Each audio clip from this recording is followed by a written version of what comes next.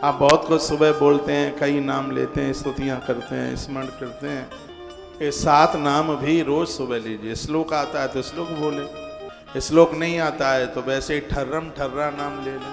ठर्रम ठर्रा, हाँ सीधे कैसे अश्वस्थामा की जय हो, बलि राजा की जय हो, व्यास भगवान की जय हो, हनुमान जी महाराज की जय हो, विभीषण जी की भी जय हो, कृपाचार्य जी की जय हो। अब कौन से रह गए? परशुराम भगवान की जय हो। ये 7 हैं। और हो जाए तो मार्कंडेय जी की भी जय बोल दो। नर्मदा पुराण सुनाया मार्कंडेय जी ने धर्मराज दुष्टर को।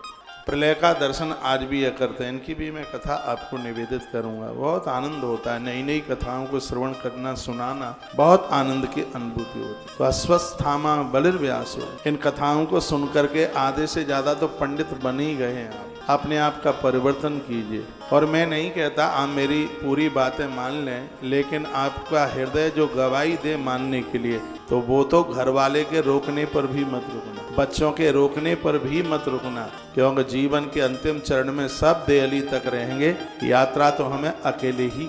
आप 60 साल जीवन दुनियादारी के लिए जी लिए, सब अपने कामों में मस्त हैं। किसी को कोई फुर्सत, किसी को कोई टाइम नहीं है, किसी को ऑफिस से टाइम नहीं है, किसी को अपनी दुकानदारी से टाइम नहीं है, समय नहीं है किसी को। आप अकेले, सिर्फ आपका धर्म आपके साथ है, सिर्फ आपके पुण्य ही आपके साथ है।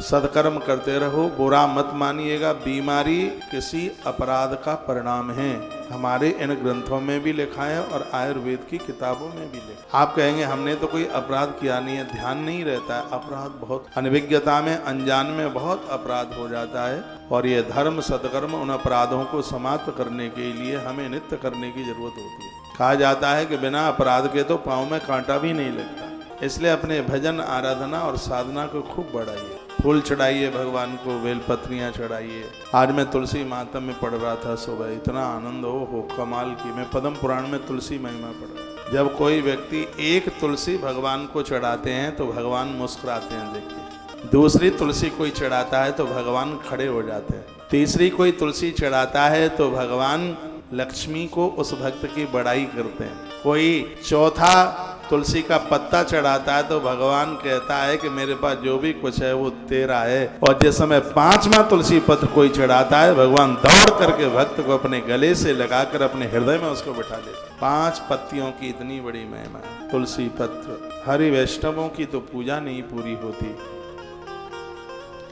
तुलसी के बिना। ग्रंथों को जितना पढ़ेंगे, आप पढ़ नहीं सकते तो आप सुन तो सकते हैं। और आज मैंने सोचा है कि जिंदगी के अंतिम श्वास तक हम नई नई कथाएं आपको सुनाते रहेंगे। जो ग्रंथों में बिल्कुल गड़ी हुई रखी हैं जो बातें, उनको समाज के बीच में उजागर करना है। अश्वस्थामा की तो कथा में आपको सुना, घोड़ों की हिननाट की आवाज को सुनने से रोग दूर होते हैं, रोगों की निवृत्ति होती है। इसलिए तो गौ तीर्थ तुलसी तपोवन गौशाला में कई घोड़े बंधे हुए हैं। रात्रि को मैं उधर जाता हूँ, उनके साथ थोड़ा खेलते हैं, उनके साथ बड़ा आनंद होता है। फेफड़ा मजबूत होता है टच करने से घोड़े को। उसकी नासिका की श्वास निकलते हुए हमारी श्वास में घुसे, ऐसे अंदर का इन्फेक्शन दूर होता है। अश्व इतना प्रभावी है, जहाँ पर घोड़ा बंधा हुआ होता है वहाँ बीमारी नहीं फैलती। इसलिए तो इस गौशाला में बीमारी नहीं फैलती, इसलिए क्योंकि हमें कोई घोड़े की सवारी तो करनी नहीं है, कोई ऐसा तो शौक है नहीं। लेकिन ये बिल्कुल पक्का है, जहाँ अश्व बना हुआ होगा उस जगह पर किसी भी प्रकार की बीमारी बिल्कुल नहीं फैल सकती।